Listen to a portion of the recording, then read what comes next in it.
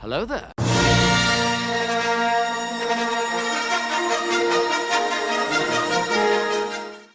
Yes, hello there and welcome to another episode of Star Wars Lore featuring one of the most well-known creatures in the Star Wars universe, the Rancor. Our Rancors, for those of you that don't know, were large carnivorous reptile mammals native to the planet Dathomir. Aside from the mutant Rancor, the jungle Rancor and the bull Rancor variations found elsewhere, they were all usually born brown in colour. Rancors can also be found in other worlds besides Dathomir, such as Lehon, where they were brought by crashed starships, Otothan, Karita, Korolog, and Felucia. The ones from Dathomir, however, were said to be the strongest and most intelligent of all the Rancors. Now, Rancors, when trying to produce other smaller Rancors, found mates via smell or a pheromone, and while it is also known that Rancors did care for their young, which were usually born two at a time, they did not suckle and hatched from eggs like those of a reptile. Now the hatchlings, which are around 3 meters tall, tended to ride the mother, one on the back, the other on the belly, until reaching maturity. But despite this nurturing nature, it was not entirely unheard of for a mother to eat her young. Now although Rancors sometimes walked on all fours, they tended to walk on their two relatively stubby legs, using their longer arms for catching prey. A large mouth full of razor-sharp teeth was usually the dominating feature of a Rancor's flat face, and although it had sharp teeth, it would often swallow smaller prey, such as humanoids, whole. And if that's not bad enough, the skin of a Rancor was actually tough enough to deflect blaster bolts, making it a very efficient killing machine, and an excellent source of leather for expensive vests and boots.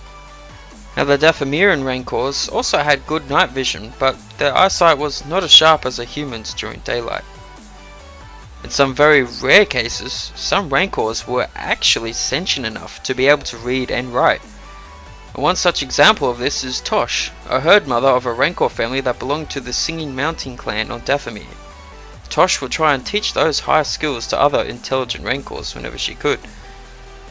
Now, although on a whole Rancors were usually considered unintelligent beasts, the Rancors of Dathomir at least were semi-sentient, caring creatures who mourn their family members when they die.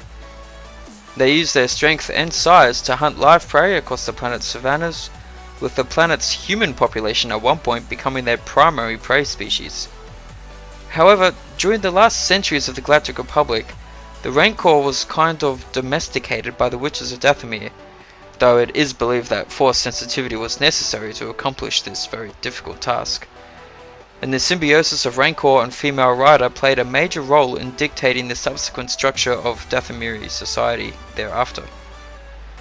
It was said that the symbiosis began when a warrior woman met and healed an injured female, and by mounting the Rancor's back, her sharper eyesight enabled it to hunt better prey during the day, so that it grew in size and status to become a mighty herd mother.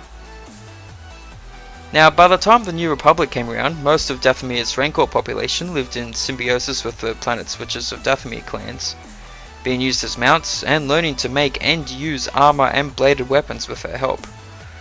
Rancors of one clan were marked to show clan ownership, but younger ones were not marked, so they could basically serve as undercover mounts, belonging to no clan. Now, when it comes to the rest of the galaxy, the Rancor was relatively well known, having spread across various planets thanks to early spacefaring civilizations, but the Rancor's homeworld became largely forgotten, and thus its sapience was rarely recognized. Except for on Felucia, however, where the Rancors were tamed in a manner similar to Dathomiri witches by the locals. They also used the Rancors as mounts, and the bones of the deceased creatures were made into weapons, and they usually painted the Rancors with fluorescent paints to make them look more intimidating. Our Rancors were rather well known, mainly because they were closely associated with the criminal underworld where they were kept as pets, guards, and status symbols. They were even used for gambling matches, pitting one beast against another or unleashing one upon slaves and seeing which one survived the longest. Perhaps the most famous of these such Rancors was the one owned by Jabba the Hutt, who kept it in a pit beneath his palace courts, dropping in victims who displeased him in some way in order to feed it. His Rancor was cared for by Malakili, who formed an unlikely bond with the animal, even going so far as to sneak the Rancor out of Jabba's palace for a run in the desert, and wept when the beast was killed by Luke Skywalker. Now even the Galactic Empire recognized and attempted to exploit the combat potential of the Rancor, which actually wasn't too much of a surprise given that a fully grown Dathomiri Rancor was actually capable of single-handedly destroying an entire AT-ST unit. And that is the Rancor in a nutshell. So, thanks for watching, I hope you enjoyed the video. I'll talk to you on the next one, and until then, may the Force be with you.